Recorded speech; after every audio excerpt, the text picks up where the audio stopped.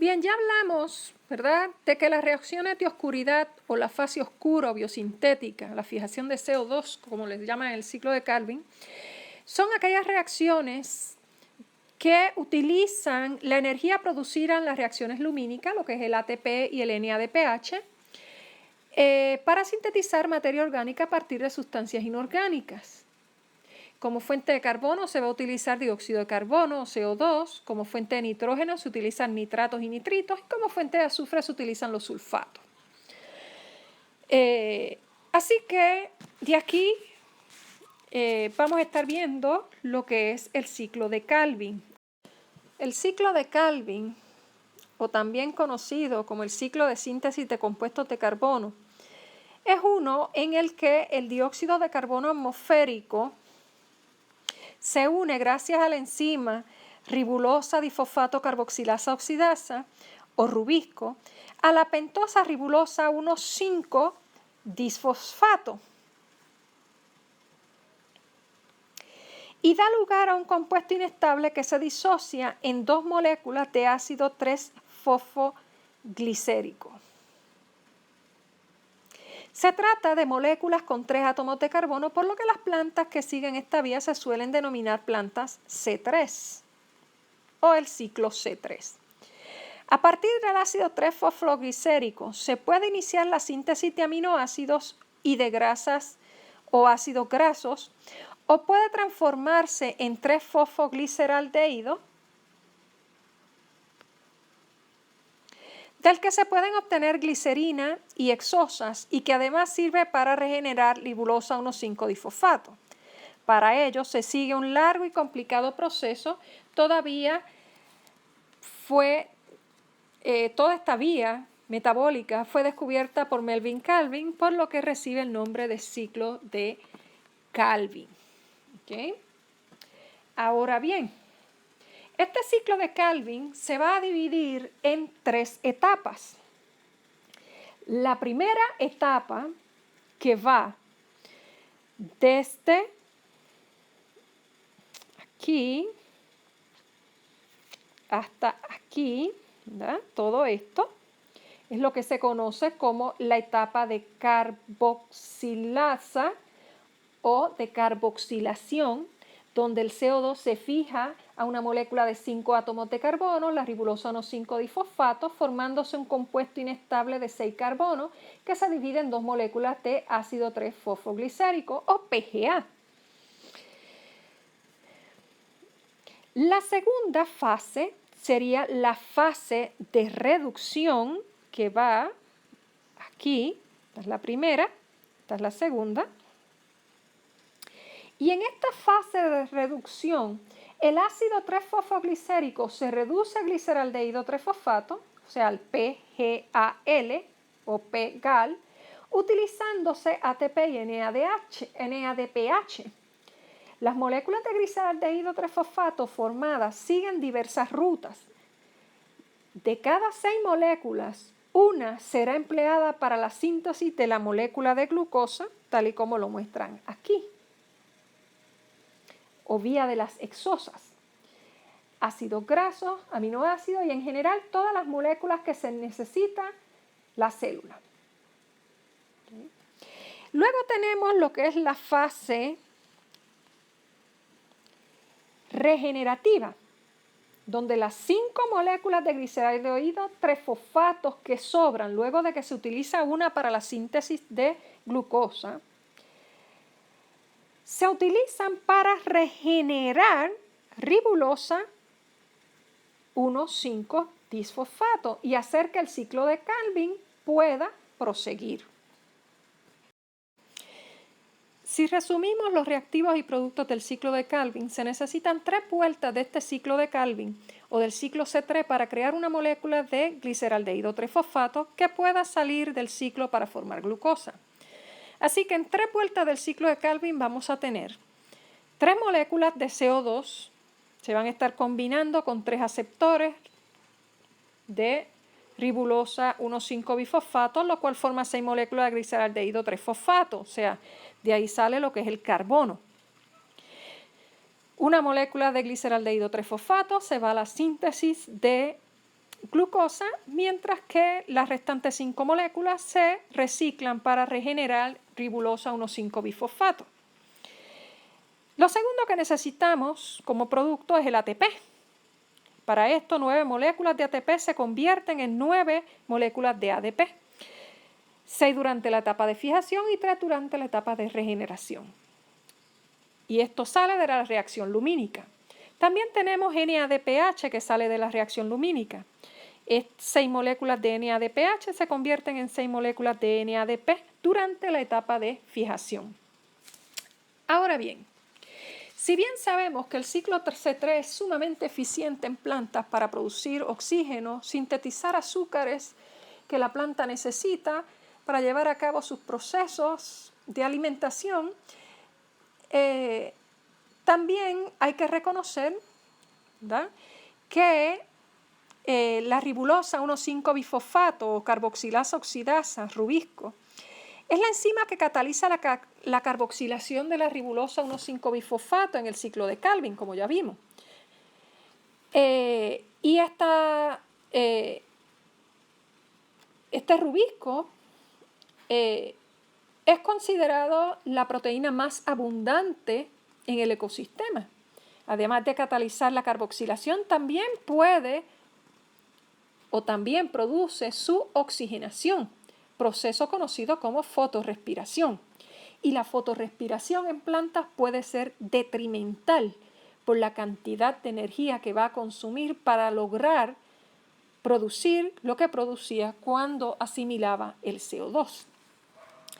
Si la concentración de CO2 es baja, funciona como oxidasa y en lugar de ayudar a la fijación de CO2 mediante el ciclo de Calvin, se produce la oxidación que acaba produciendo CO2 y agua. En la fotorrespiración, la energía se pierde y no se produce ni ATP ni NADPH, lo que disminuye el rendimiento de la fotosíntesis.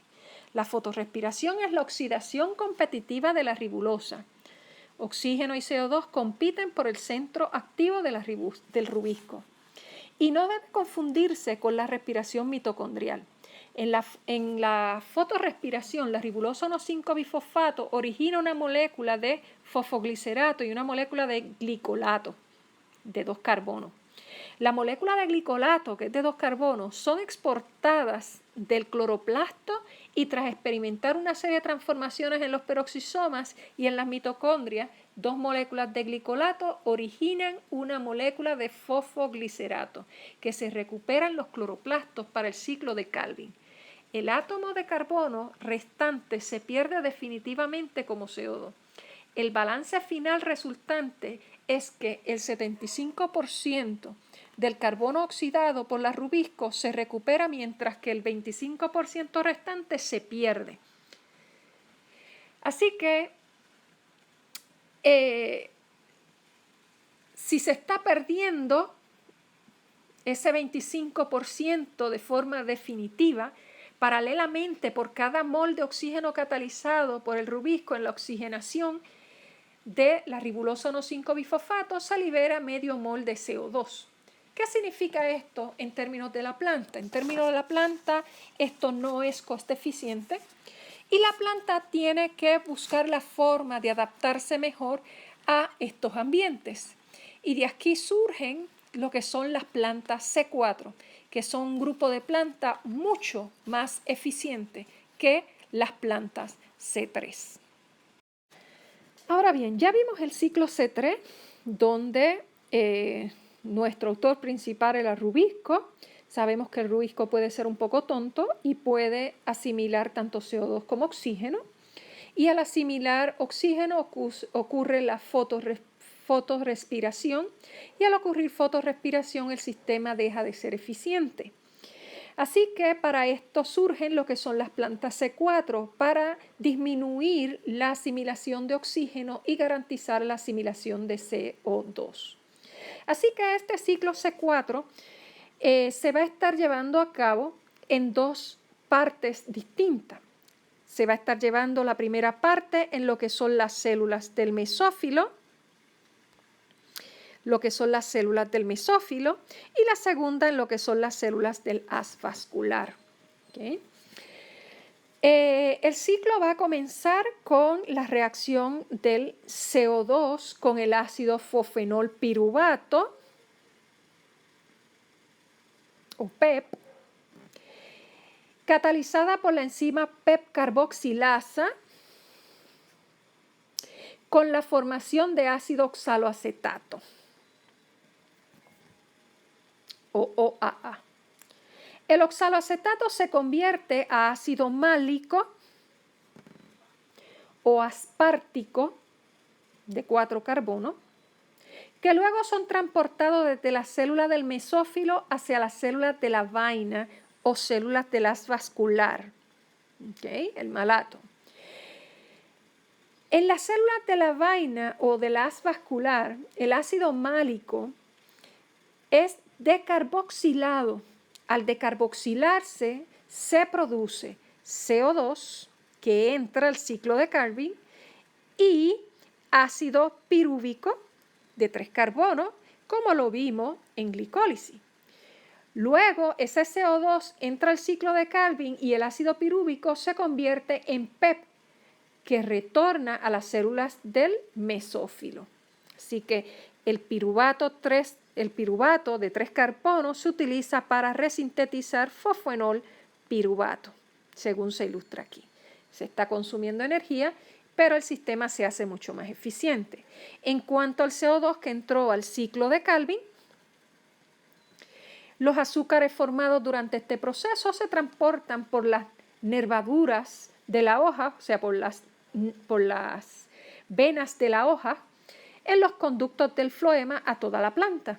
Y en las células de la vaina del ácido málico es descarboxilado, produciendo CO2 y ácido pirúvico nuevamente.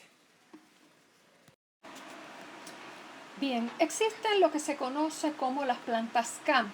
CAM es la abreviatura para metabolismo ácido de las cruzaláceas por la familia de las plantas cruzaláceas, uña de gato, entre otras, en las que fue descubierta por primera vez esta importante adaptación para el ahorro de agua.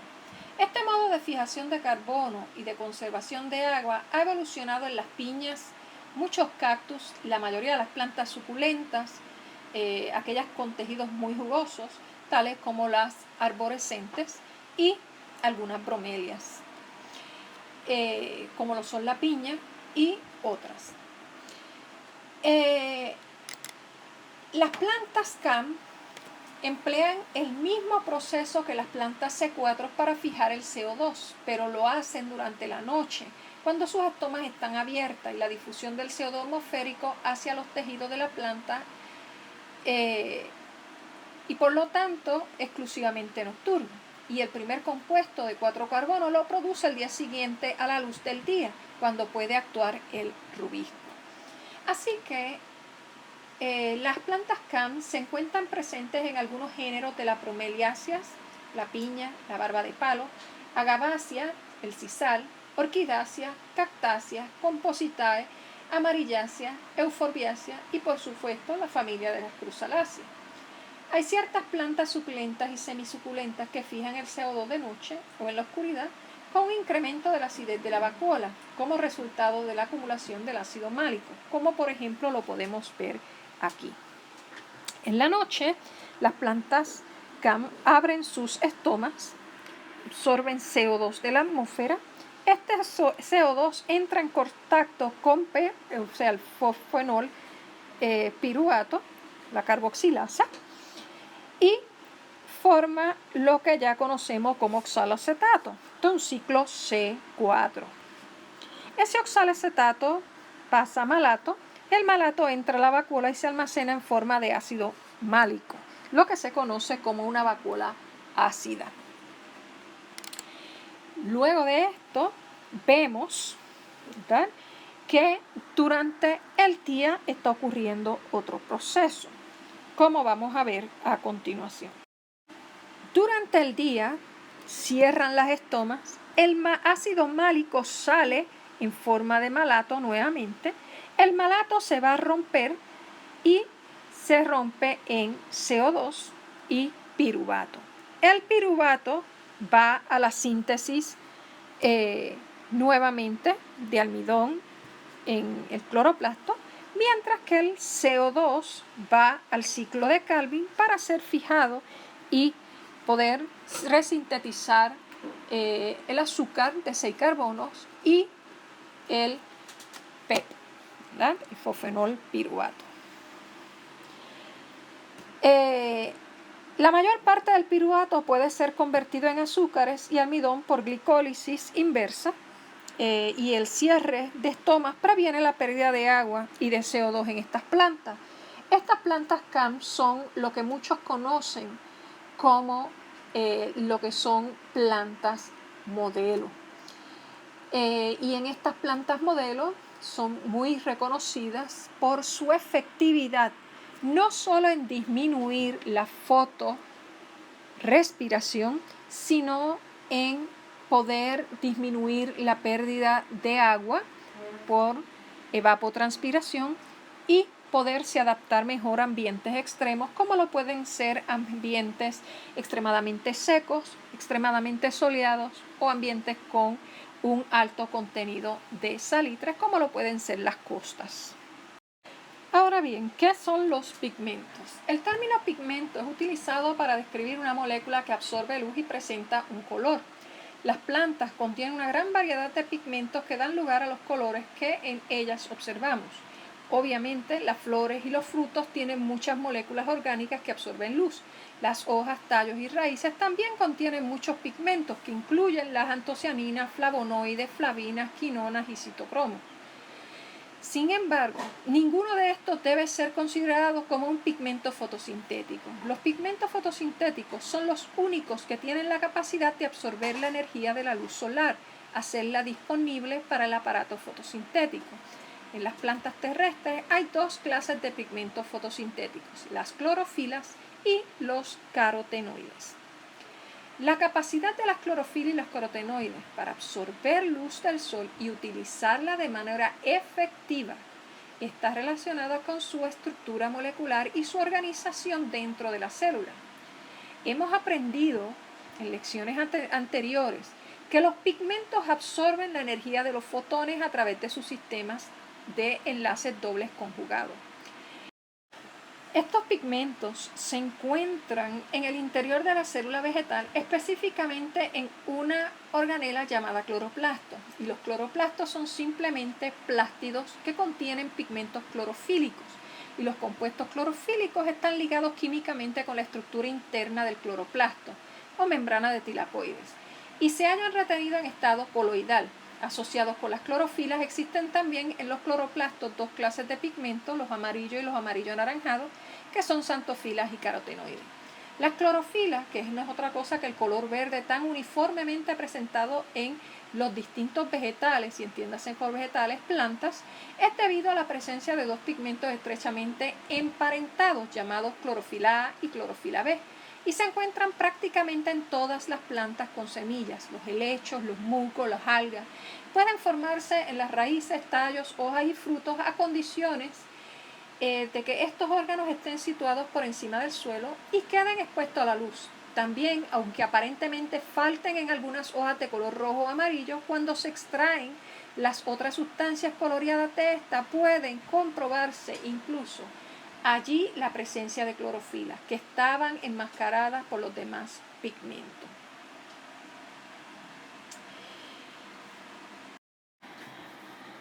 La luz solar es aparentemente blanca, pero es separada en diferentes colores de luz por el pasaje a través de un prisma. La luz se propaga en forma de ondas. Estas ondas electromagnéticas, incluyendo las luminosas, tienen una longitud que es la distancia de un pico de onda a otro. La diferencia de color entre los rayos luminosos depende realmente de su longitud de onda. La energía que llevan es inversamente proporcional a la longitud de onda. A menor onda, mayor energía. El espectro electromagnético, según lo conocemos, está constituido por ondas electromagnéticas de distintas frecuencias, abarcando desde las ondas de mayor longitud y menor energía, como las ondas de radio y televisión, hasta las ondas de menor longitud y mayor energía, como los rayos gamma.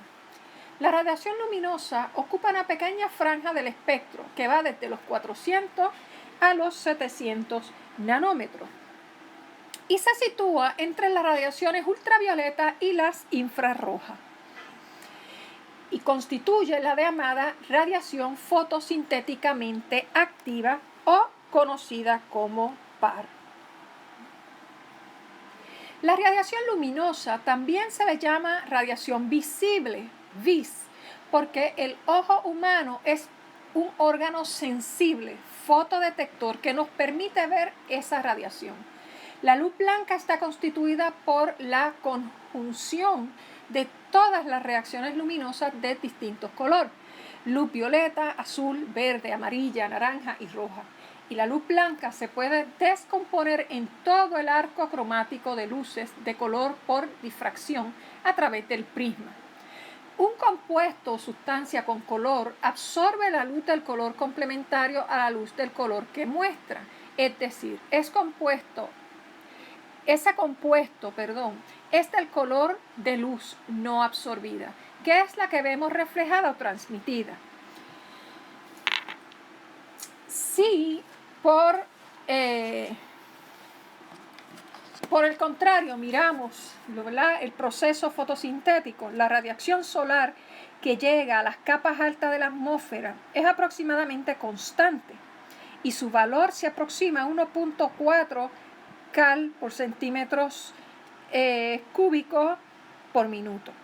Al atravesar la atmósfera, una fracción es absorbida por los aerosoles, las moléculas de vapor de agua, de ozono y otros compuestos, de modo que la fracción que alcanza la superficie de la Tierra depende de las características de la atmósfera en cada lugar del planeta y en cada momento. De la radiación incidente, solo el 42% llega en una banda de espectro comprendida entre los 400 y los 700 nanómetros. La llamada radiación fotosintéticamente activa, como ya mencionaba, PAR, que es la única radiación que resulta útil para la fotosíntesis.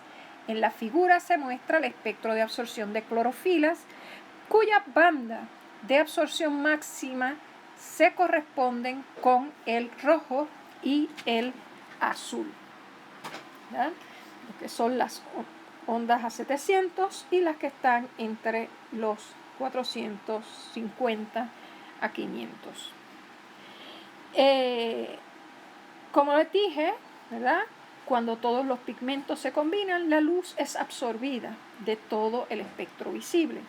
Y estos puntos o estos picos más altos que ven acá, como ya mencionamos, mayor longitud de onda, hay menor energía, como las ondas de radio y televisión, mientras que menor longitud, mayor energía.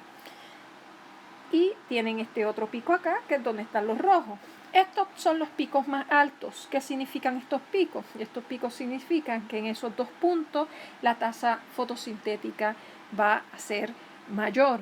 Y esto lo que significa es que bajo luz roja o luz roja lejana, la planta va a crecer en busca de una luz visible bajo la cual pueda fotosintetizar adecuadamente. Por lo tanto, la planta se va en vicio y esta, aunque crece mucho, crece debilitada. Mientras que en la luz, en los largos de onda de luz azul, como se muestran acá, la planta va a crecer normal, y entiéndase por normal como una planta que va a estar creciendo verde a una estatura adecuada por el tiempo que tiene, y encima de todo esto la planta se va a ver muy saludable. Las clorofilas presentan dos máximos, uno en el azul y el otro en el rojo, y los carotenoides absorben principalmente el azul, que se ha comprobado que es el largo de onda bajo el cual la fotosíntesis es más eficiente. Bien, si vemos también lo que es el Photosynthetically Usable Radiation, o el llamado PUR. El PUR hace énfasis en los picos rojos y azul, y en la botánica se debate la efectividad de esta escala de ciertos picos del espectro, que es una escala de medición porque los pigmentos y proteínas contenidas en las plantas y las microalgas influyen en el proceso de absorción. Y otro factor que se disputa es la cantidad de energía radiante disponible en un medio inmerso, el cual es indeterminable en el caso del espectro rojo debido a su escaso poder de penetración. Se argumenta que sin saber el pigmento complementario en la planta y la energía radiante disponible no se puede determinar la cantidad de energía absorbida. Y el caso de la zooxantelas, los mismos argumentos podrían ser planteados. Y se podría argumentar también la excesiva importancia que esta escala le da al espectro rojo, que si bien es importante para la floración en las plantas, en un acuario de arrecife es nula su utilidad en ese sentido y su exceso puede ser contraproducente porque podría ocasionar la expulsión de pigmentos en las zooxantelas. La luz que incide sobre una hoja se compone de una gran variedad de longitudes de onda, por lo que la presencia de pigmentos con diferentes capacidades de absorción permite que un mayor porcentaje de fotones pueda estimular lo que se conoce como fotosíntesis. En las reacciones de oxirreducción, hay que recordar que están basadas en la liberación de electrones, conocida como oxidación, y en la adición de electrones, conocida como reducción, ¿verdad? Adición de electrones de los átomos de una molécula, como nos enseñaron en química general.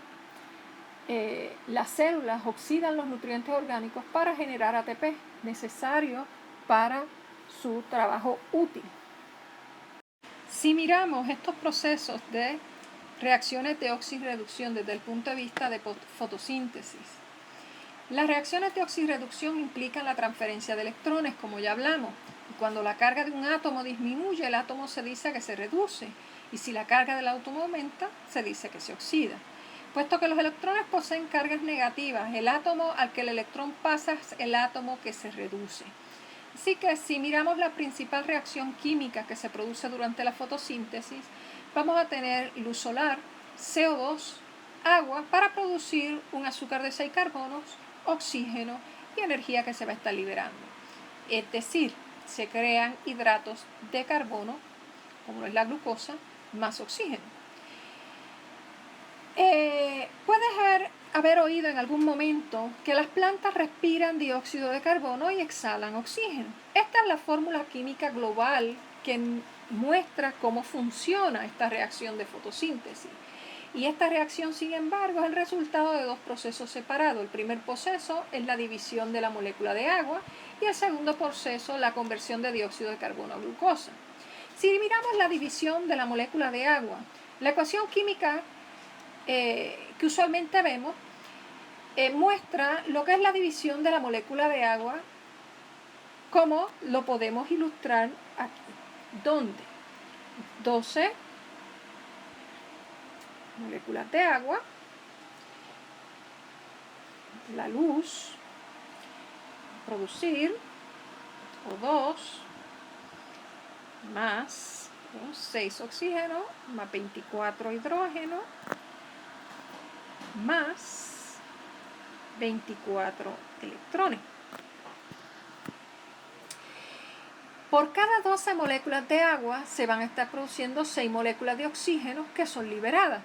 Esto va acompañado por la liberación de 24 átomos de hidrógeno y 24 electrones. Así que la molécula de agua está perdiendo electrones en esta reacción y la molécula de agua se dice que está oxidada. Si miramos la conversión del dióxido de carbono en glucosa, tenemos que CO2 más 24 hidrógenos más electrones va a producirme el azúcar de 6 carbono, C6H12O6, más 6 moléculas de agua. ¿Qué significa esto? En esta reacción, el dióxido de carbono, en presencia de iones de hidrógeno y electrones, se convierte en glucosa y agua. Así que el dióxido de carbono es la adición de electrones, se reduce. Si bien estas reacciones son importantes para la conversión de dióxido de carbono y agua en glucosa y oxígeno durante la fotosíntesis, no son las únicas que se producen con oxidación-reducción. Por ejemplo, cuando el agua se convierte en iones de hidrógeno y electrones, una sustancia química con el nombre de, nicotinamina adenina dinucleótido fosfato. O sea, ¿qué significa eso? Eso no es otra cosa que el NADPH. Se va a estar formando.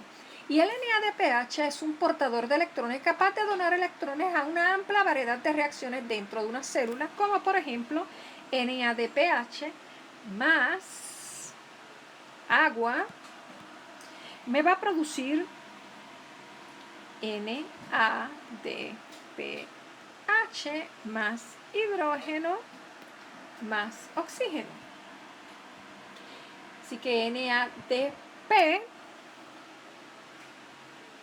disculpe, aquí en el rojo, NADP es la forma oxidada de NADPH. NADP se reduce a NADPH mediante la aceptación de los electrones que se desprenden por la división de la molécula de agua. Por lo tanto, durante la fotosíntesis, además de dióxido de carbono, cada vez reducido, NADP se reduce también. Como NADP se reduce a NADPH, otro compuesto se crea, la molécula trifosfato de adenanina, o sea, el ATP.